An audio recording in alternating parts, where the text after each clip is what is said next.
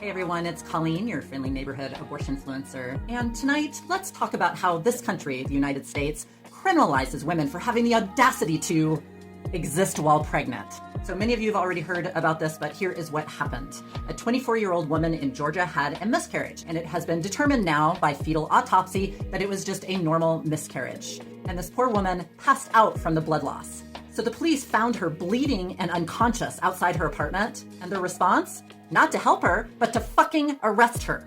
She was charged with concealing the death of another person and abandonment of a dead body. For putting fetal remains in the trash. Like a person in trauma who just miscarried alone might do. Let's just pause for a minute and ask, what exactly did they expect her to do? Should she have built a tiny little pine coffin and held a solo vigil in the living room? Maybe, FedEx the remains to Georgia Bureau of Investigation with a note, sorry for the inconvenience, sorry for all the blood.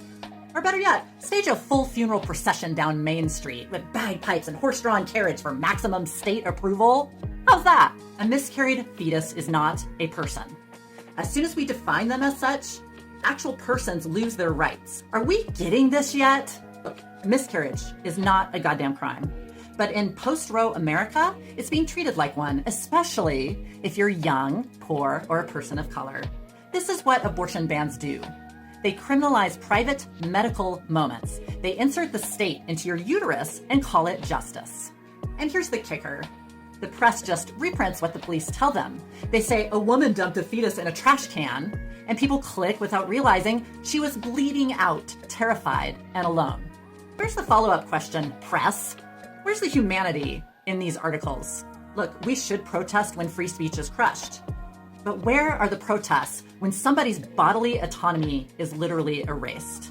No marches, no viral outrage, no chants for her name. It never seems to happen.